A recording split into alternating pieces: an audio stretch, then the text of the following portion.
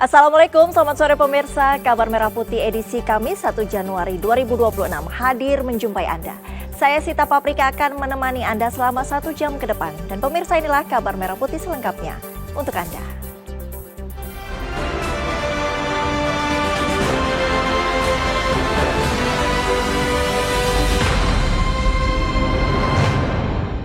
Kita mulai kabar pertama, Presiden Prabowo Subianto mengawali tahun 2026 dengan meninjau pembangunan hunian sementara untuk warga terdampak bencana di Aceh Tamiang, Aceh.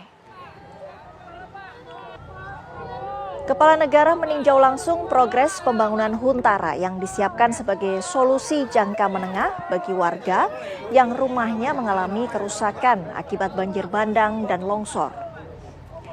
Presiden melihat langsung pembangunan 600 unit Huntara yang dikerjakan Danantara. Pembangunan ini menjadi fokus pemerintah dalam penanganan pasca bencana.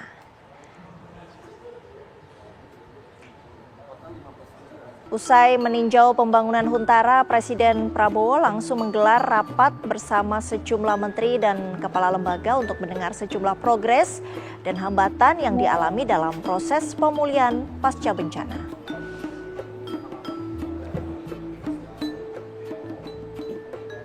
Hari ini saya hadir di sini, saya diminta meninjau kondisi pembangunan rumah hunian yang dibangun oleh Danantara sebagai inisiatif Danantara untuk membantu mempercepat pemulihan kondisi bencana di 3 provinsi. Saya kemarin sempat ke Tapanuli Selatan dan hari ini saya kembali ke Tamiang yang merupakan salah satu kabupaten yang paling besar ya, dampak bencana tersebut. Dan saya tahu bahwa saya dapat laporan dari beberapa pihak, dari Mendagri, dari Gubernur, bahwa banyak kabupaten lain bertanya kok Presiden belum sampai. Ya. Saya minta maaf saya belum bisa ke semua titik, tapi saya pilih atau saya disarankan hadir di tempat-tempat yang sedang ada kegiatan penting, dan walaupun semua daerah pasti mengalami kesulitan yang sangat besar, tetapi saya sudah sampaikan ke Gubernur dan Mendagri, nanti insya Allah saya coba tetap daerah-daerah yang dampaknya besar akan saya datangi. Itu pertama. Yang kedua, tentunya selamat tahun baru. Ya, tahun baru kita di daerah bencana. Saya kira inilah memang kewajiban kita. Saya terima kasih semua unsur. Saya lihat turun ke lapangan. Saya juga terima kasih sebagian besar, kalau tidak hampir semua pejabat-pejabat dari semua KL berinisiatif.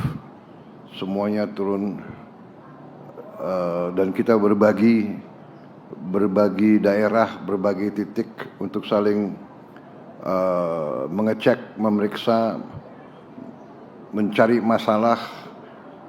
Kita datang sekali lagi bukan untuk kita ingin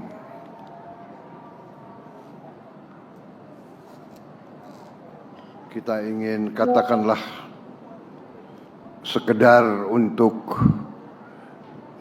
melihat, tapi kita datang melihat untuk mengetahui masalah. Sebelumnya kemarin Presiden Prabowo Subianto menghabiskan tahun 2025 dengan mengunjungi wilayah terdampak bencana di Pulau Sumatera. Presiden meninjau langsung proses pembangunan jembatan Bailey di wilayah Tapanuli Selatan.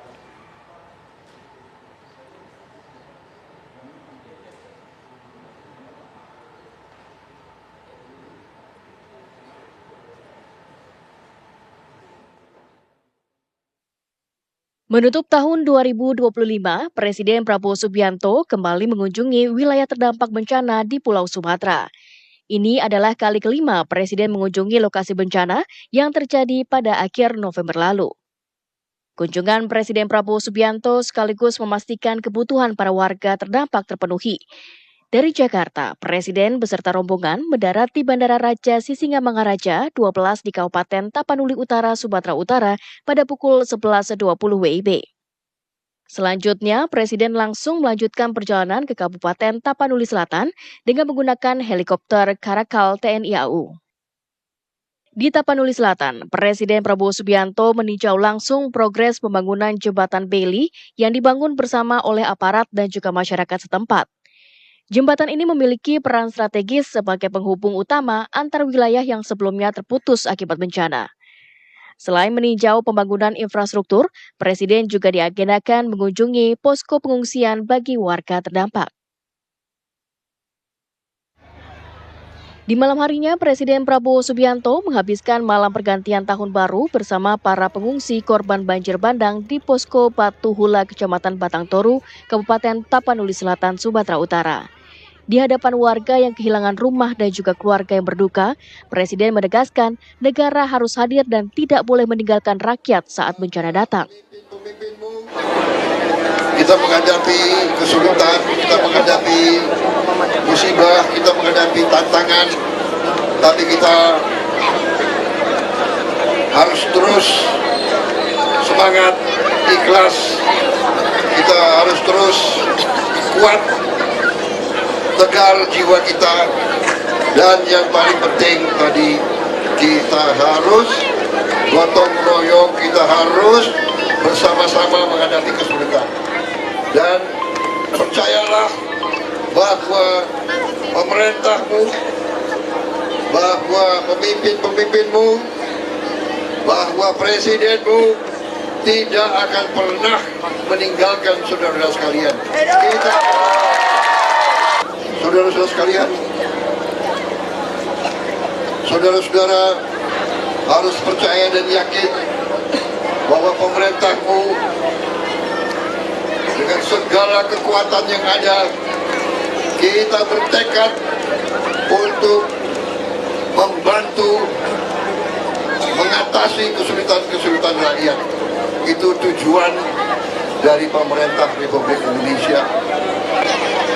Kita sudah bertekad untuk segera membangun rumah-rumah, untuk mengganti rumah-rumah saudara yang hilang, yang rusak kita bantu.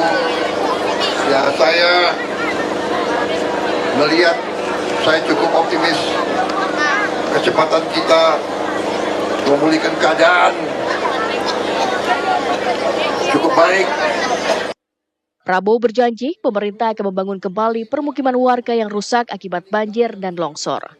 Presiden juga memberi peringatan keras kepada perusahaan yang melanggar aturan dan merusak kelestarian hutan.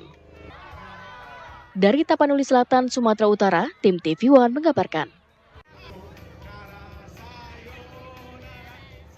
Sementara itu, Wakil Presiden Gibran Rakabuming Raka menghabiskan akhir tahun 2025 dengan meninjau sejumlah proyek infrastruktur di kawasan Ibu Kota Nusantara. Gibran memantau pembangunan sejumlah fasilitas mulai dari pasar, kawasan pendidikan, dan kawasan olahraga.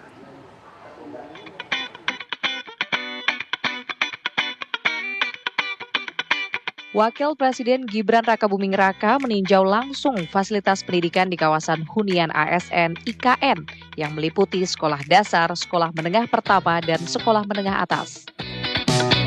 Peninjauan ini dilakukan untuk memastikan penyediaan sarana pendidikan yang modern, terpadu, dan berkualitas sejak jenjang dasar hingga menengah sebagai fondasi penting dalam menyiapkan generasi Indonesia emas. Menurut Gibran, kehadiran sekolah yang lengkap dari jenjang dasar hingga menengah merupakan bagian penting dalam membangun ekosistem kota yang ramah keluarga dan berorientasi pada peningkatan kualitas sumber daya manusia.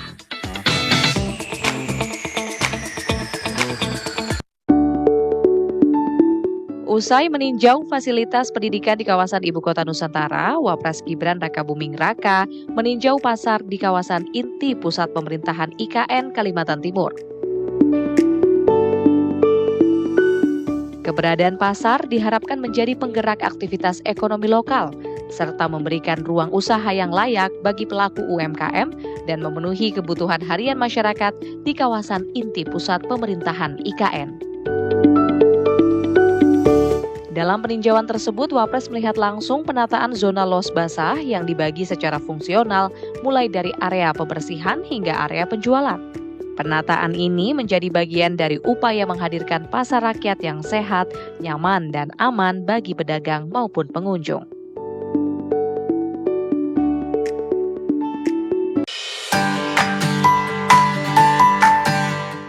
Wapres Gibran juga meninjau kawasan olahraga dan ruang terbuka hijau di Ibu Kota Nusantara, termasuk area glamping sebagai bagian dari pengembangan ruang publik terpadu yang mendukung aktivitas olahraga, rekreasi, dan interaksi sosial masyarakat. Kawasan ini dirancang untuk menjaga keseimbangan antara pembangunan fisik dan kelestarian lingkungan di Ibu Kota baru. Peninjauan kawasan ini sejalan dengan arahan Presiden Prabowo Subianto agar pembangunan IKN tidak hanya berorientasi pada infrastruktur pemerintahan, tetapi juga memperhatikan kualitas hidup masyarakat melalui penyediaan ruang publik. Dalam kesempatan tersebut, Wapres menegaskan bahwa pengembangan kawasan olahraga dan RTH merupakan wujud komitmen pemerintah dalam mewujudkan IKN sebagai kota yang sehat, inklusif, dan berkelanjutan.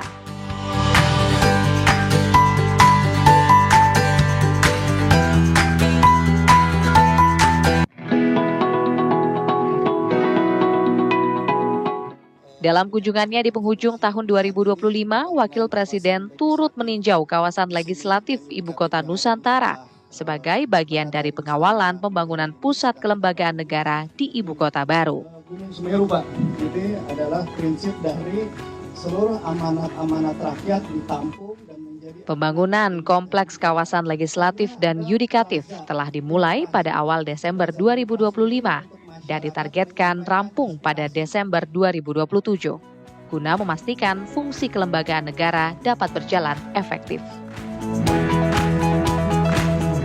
Dalam peninjauan tersebut, Wapres juga melihat rencana pembangunan kawasan yudikatif yang meliputi Mahkamah Agung, Mahkamah Konstitusi, dan Komisi Yudisial. Tim TV One mengabarkan.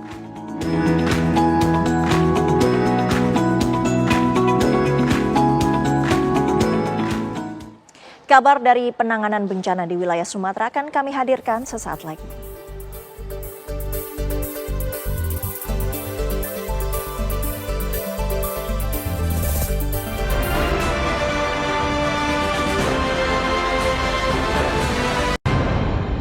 Anda kembali di Kabar Merah Putih. Sekolah darurat di Kabupaten Tapanuli Tengah, Sumatera Utara mulai dibangun. Salah satunya adalah SD Negeri 157623 Pagaran Honas. Pembangunan dikebut jelang masuk pembelajaran sekolah pada tanggal 5 Januari 2026 mendatang. Pembangunan sekolah darurat ini berada di areal posko pengungsian di Desa Kebun Pisang. Kondisi sekolah sudah hancur, dihantam banjir bandang dan tanah longsor pada Selasa 25 November lalu. Sekolah darurat ini hanya 2 ruangan kelas yang dibangun berukuran 5 x 10 meter.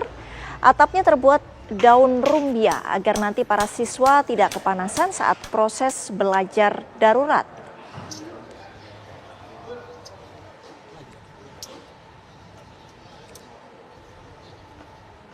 Pemirsa, banjir susulan kembali terjadi di Kabupaten Padang Pariaman, Sumatera Barat. Hingga saat ini petugas kepolisian dan relawan masih melakukan pembersihan material lumpur akibat banjir.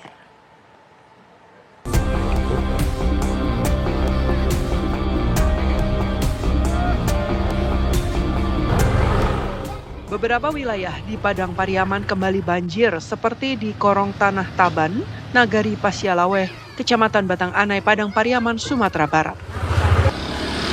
Curah hujan yang tinggi mengakibatkan aliran sungai Batang Anai kembali meluap hingga ke permukiman penduduk. Petugas kepolisian dan tim relawan melakukan normalisasi pembersihan rumah warga yang terdampak material longsor. Ke depan ini ada yang berupa penggalian